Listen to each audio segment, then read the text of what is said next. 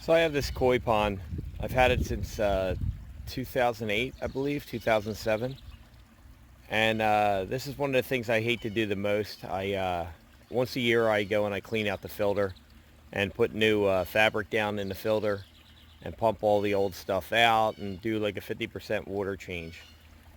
People always ask, how hard are they to maintain the koi? Do you got to put it off in the winter? And this is just what I do. Again, it might not work for you, but it's been working for me for the last, I don't know, 12 years or what have you. So, give them a little food. But, yeah, this is my pond, and this is what I'm going to do, show you how to clean it out. One thing I wanted to talk about, I've done everything as far as try to keep the algae out of here. And two things I find that works the most, I've dyed the water dark. Then it takes away from the color of the fish. You can't see the fish as well until they come up to feed. I've dyed it blue. It looks like a toilet bowl. What I found to do the most is I have lily pads up there in the top with the pretty flowers. You can see them. And they open up through the day and then they close at night. So that's one thing I have there, and that helps block the sun so you don't get as much algae up there. The other thing I use is right here. This is Algae Fix, and I put a little bit of that in, and seems to hold the algae back a little bit. You got to change the skimmer box out, which is dirty right now. So basically, here's where the water comes in. Goes through these little finger-like things that trap a lot of the gunk and the fish crap. And something must have got in here last night and knocked my net over. There's a net that catches all the bigger stuff, any kind of food that's not eaten or what have you. And then it goes into here. And that's where my pump is. My pump then pumps under the ground all the way up there to the waterfall, and then it goes through a filter fabric, anything that's left, and then it comes out clean water. Once a year around this time, I end up doing it.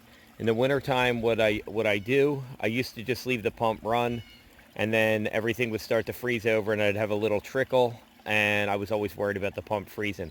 Now I get a stupid, it's like a $35 Tractor Supply pond heater, and I put it right down in here, right down in that thing right there, and I just leave it sit, and that circulates the warm water, and that keeps everything open, and then I can leave the pump on all winter. And this way I don't have to worry about any kind of gases or remove. Some people remove the fish, they bring them inside. That's just a lot of hassle. I mean, try catching 12 fish in a pond that's got rocks that they can hide from the heron. We have blue herons around here, and I've had everything from mink come in here and eat my fish to blue herons try to eat my fish. And herons are protected, so before anybody says, no, don't shoot them, they're protected. Mink are a game animal, but you can kill them. Herons, I normally scare them. I'll shoot above them with a paintball gun or something like that, or the minute I open the window, they take off, so they don't hang around long, or I'll let the dogs out. So they're easy. Just so you know, don't put a lot of chemicals in your pond. You got frogs, everything else. I got frogs, I got tadpoles, there's snakes in here, there's all kinds of stuff. I got to weed it, obviously, up at the top here, but we'll get into that another day. So for now, this is just what I do to maintain my pond once a year. Okay, real quick, this is my filter fabric, and that goes in the top skimmer box up at the top. I got this up in Lancaster, 1859. It's pretty dense. I put 2 of them in there, and that'll get me a year and a half. So just so you see what the setup I have going on here. I bought this Honda. I guess it's like a 1-inch trash pump. I think it does like 1/2-inch semi-solids. I don't know. It's model WX10 maybe. It's a 4-stroke. It's funny because it's really small. I mean, here it is next to the cup. Every time I grab this thing, I think it's a 2-stroke. And I'm glad they write 4-stroke on it, because I'd be putting the gas and oil. Those who don't know what a 4-stroke and a 2-stroke is, who's never had mini bikes or outboard motors, a 2-stroke is what a chainsaw is. It's a gas and oil mix, and a 4-stroke is straight gas. So if I would have put gas and oil in here, I'd probably fuck it up. So that being said, it has a little screen on it, and I put that in there, and I'll start sucking water out. One thing, I haven't started this pump in over a year, but it's a Honda, so hopefully it'll run. Right here where I'm taking off here, above here, that black inlet here, it needs to be primed. To the people that don't know, prime means you just add some water in there. It's as simple as taking this cup and I dump it in here and get some of that delicious pond water. Actually, it's not so bad. Let's get that. Fuck it. Get that piece of cedar in there. Doesn't matter, it'll go through. And you just fill that thing up. Give it a little bit more.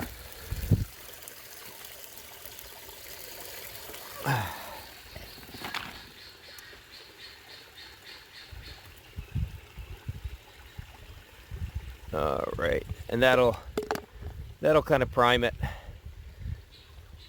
So before I attempt to start this, and again, I haven't started this in about a year and a half, maybe even 2 years, because I got injured. And I was hung up for a while. This thing here, basically I'm going to put it in here. Before I remove, there's filter fabric in there. You can see the dirt coming out because it's kind of filthy. I'm going to put this in here ahead of time. All right, and that's going to suck some stuff out. Sometimes you might have to weigh it down with a rock or something like that. Sometimes it'll weigh itself down. I don't want too much dirt going in there. So let's see if I can get this bitch started. Let's see, choke. That's on.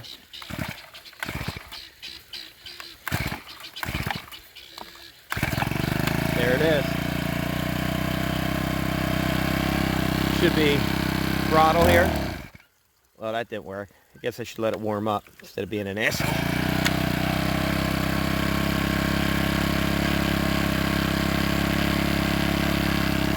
I try to keep it somewhat level.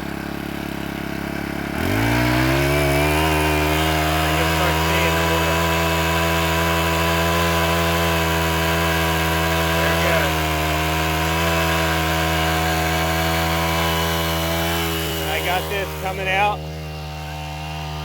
and it'll be going right around here. There it is. You can see the power that little thing has, and you see how dirty the water is. That's coming right out of that filter stuff. Now what I'll do is I'll kill that filter. Now why I'm doing that, obviously water is coming out of the pond. There's another hose in there. If you can see it on the other side, I just put it in. I have an automatic fill here, but that's only a 1/4 inch line, and it kind of drips the fill with a little float on it. But over there I have the hose going in, and that's going full bore. Now I don't have to worry about my water. Everything here is well, and the fish love the well water. So it's not like I have to wait or chlorinate it or anything like that. So I don't know how you would do it if you had city water or how you would do it. You know, I guess if you're filling an aquarium with your kids' goldfish from the carnival, you'd know in about a day whether or not your water was decent for fish. So right now it's just sucking that out. That's why the waterfall's not putting out a lot. This pump's sucking it out. Then what I'm going to do is I'm going to take that's bio balls in there in a bag. I'll take them out, and then I'll remove the filter fabric. And when I remove that filter fabric out of here, that's when it'll get real dirty in there. And what I'll do is I'll cut the pump off on the waterfall over there, and that'll suck all that dirt out. And then periodically I will start the pump for the waterfall. And what that'll do is that'll fill that skimmer box up. I won't let it overflow, because if not, it goes back into the pond. And I'll let that suck out. And then when I feel like it's good and sucked out, what I'll do is I'll change that filter fabric out, and that should get it. So I'll set you guys up on a tripod so you can kind of see what's going on. And hopefully I'll just fast forward through this. Thanks.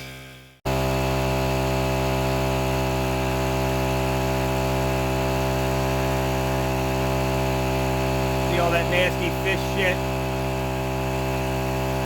won't let it, the pump's working over there. I got the waterfall on slowly. So I won't let that overflow. If not, it goes back into the pond. And you can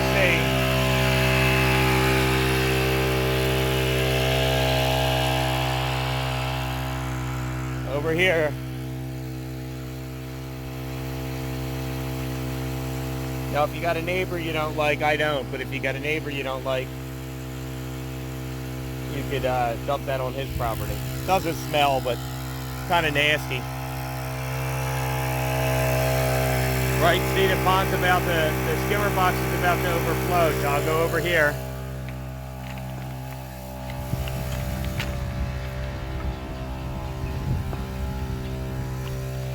And I'll unplug the waterfall. And that's where the waterfall starts at. That's got to get cleaned out too. I'll take the pump out and I'll clean all that out too. This way any kind of leaves or anything that got in it over the winter, I'll scrape all them out. But this way, I mean, the pond's still going to be dirty once I start everything back up, but not as bad as it would be. And that's it. I just keep doing that until it's clean. And then I'll get you guys back on when I put the filter fabric in. So by running that pond waterfall, what that does while that's in there, that stirs up some of the debris. You can see it stirring up the debris.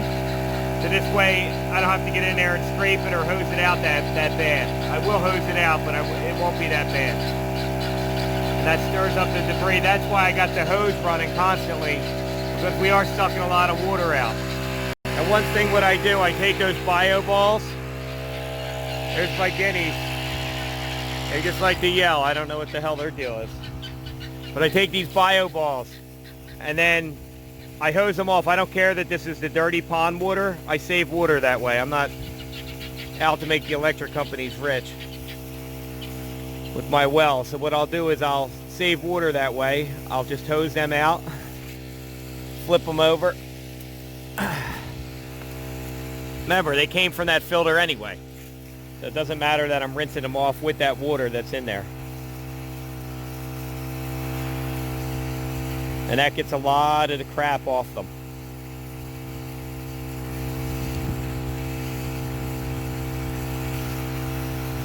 Make sure you don't have any kind of fertilizer or anything on your lawn. I do not, as evidenced by the clover all over the place. I mean, if you had fertilizer on your lawn, you wouldn't want to be doing this, that's for sure. On the lawn, laying that, and then put it back into your fish pond. Most of your fish would probably die, if not all of them. So just use common sense. Don't be a dumbass.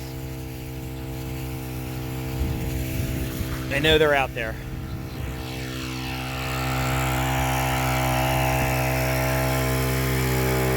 All right, starting to come over.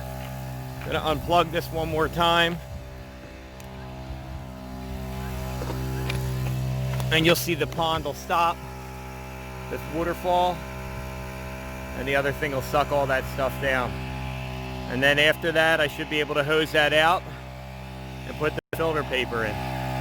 Filter fabric, whatever, doesn't matter. Real quick, I just want to show you guys. Got clogged up here. Look at all that nasty shit that's on the end of that thing. Looks like a fucking sea urchin. That's pine needles, fish shit. There's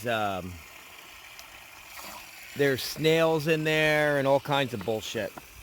So what you got to do is, we're going to clean that off right out here. All I got to do, bang it off, and we're good to go. Now we're getting down to the last little bit here, and then I'll bring you guys back and I'll show you. We'll hose it out and put the fabric in there, and then we'll go to cleaning the skimmer box. Real quick, I wanted to show you guys something. There's a reason I leave this hose. It was down the bottom. I got it running up here. Fill them with water. You look how big that skimmer box is. That's got to be 100. I'm going to say easy 100-gallon skimmer box. All the way down to the bottom. You can see we're almost there. Once we get down to the bottom, I'll hose it out a little bit. I'll turn the pump off, I'll hose it out a little bit, and then we'll replace the fabric. And then put the bio balls back in, and then we'll work our way over to the skimmer box. And you can see how deep it is. That's one reason I keep the hose going, so this way the pond doesn't deplete, because the minute that waterfall starts up, it's going to fill that skimmer box, and you'll see the pond level drop, 100 gallon or what have you. And I don't want that, so I'd rather just get ahead of it. Remember, we're taking water out, we're putting water in. Good. Now we're coming to the end. You can start to see top of that yellow thing, which is my cover for my drain hose. So you see the dirt going around it? What I'll do is I'll take the hose and I'll just stir that dirt up. Don't have to get crazy. And this way we get most of the dirt out of there. Fish debris, snails. I've already found snakes and bullfrogs and you name it, it's been in here. One time a mink, but that wasn't when I was cleaning it. He was eating my fish in here and kept coming out until my son saw him and said, "Dad, you know you got a river otter in the pond?" That's lovely to hear. No fish, but a river otter. Nice. All right, so this will be done. Next time we'll be doing the filter paper. Okay, real quick. This is 2-inch filter media right here. 27 inches by 24 inches. Like I said, I get it at a pond store up in East Earl off of 625. Basically, you just take it and you shove it in there. I'm going to use the tripod to push it down. I don't care. All right, so you got one in, and then I use the second one. Some people, like last year, I only had one in. It was a little bit thicker. Okay, so you see how that sits in there? And then what I do is I'll put this thing back in. That helps weigh it down, and it keeps air underneath that allows the bio balls to float in the center. And you grab the bio balls. Funny fucking name. But anyway, I get the bio balls.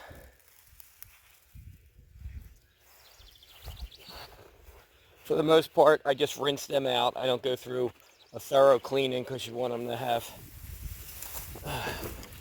some kind of stuff on them. So there I put the one in, and there's the second one.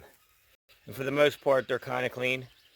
So that's how we clean this top thing. Next, I'll take you over here and we'll do the skimmer box. Skimmer box is similar. Okay, here I am up at the skimmer box. You can see how nasty and filthy that is. I got a lot of stuff in it. These are your finger brushes. I don't know what their technical name is. They got to be rinsed out. There's my netting's got to be rinsed out. And I want to suck all this stuff out and clean this out, even if I got to get in there with my hand. You clean that stuff out so this way nothing goes through that pump. Because the pumps are expensive, $400 or $500. And I've gone through, I guess, since 2008, maybe 2 or 3 of them, but they run all year long. So not that bad of a trade-off for having a pond. You can see the pond's a little bit dirty. That'll clean up in a matter of hours once this filter fabric starts going and the waterfall still starts going. So, all right, let me get pumping this out.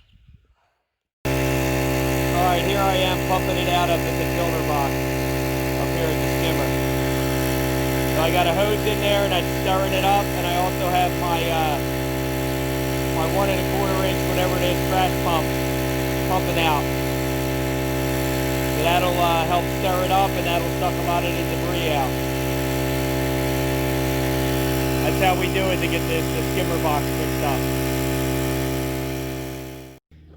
Okay, we're just about done. So I still have some needles from the pine. They're almost impossible to get all them. And that's this tree right here. So what everything else has been hosed out.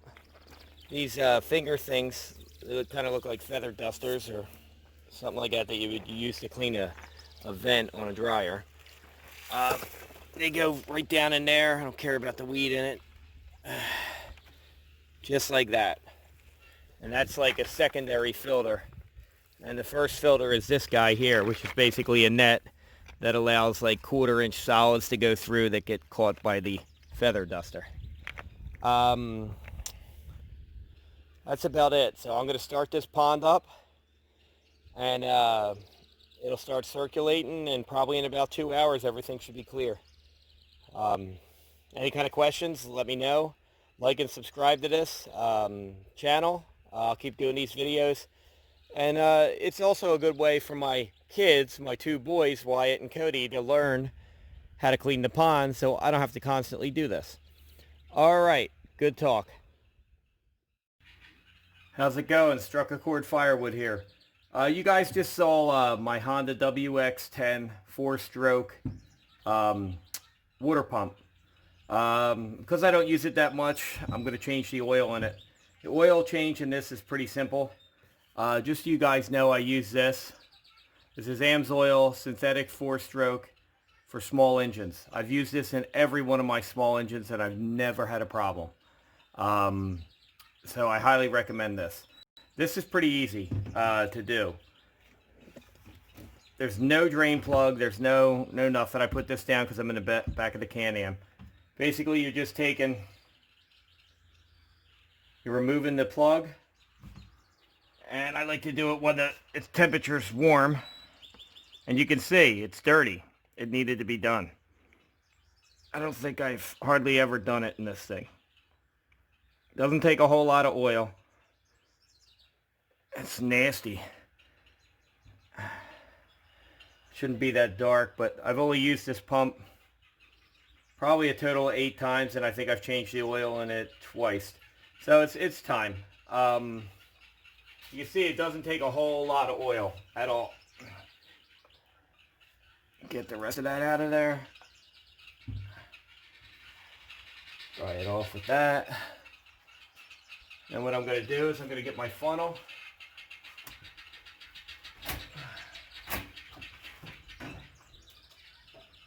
Gotta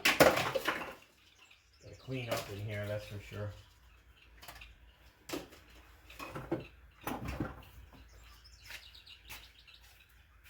I'm going to move this over. Move this on top of there in case any spills out. There's not a whole lot that needs to go on here. Open my bottle. Again, AMSOIL. It's great shit, man. I use it on almost all my small engines. And again, you saw how much came out of there.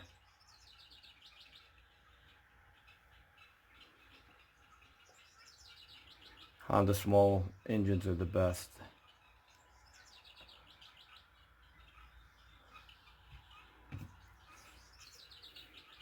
That's it. You want to go till it's at that bottom level. Might push a little out.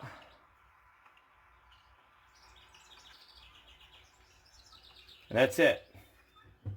Easiest oil change ever. I have a Honda 2000 watt generator that I use for downstairs freezer, so I don't have to hook it up to my whole house generator. That's empties the same way. I actually have a thing on there that I screw and I dump. Maybe I'll do a video on that. It's not a big deal. Again, this is the Honda WX10 4-stroke water pump. Easiest oil change you'll ever do.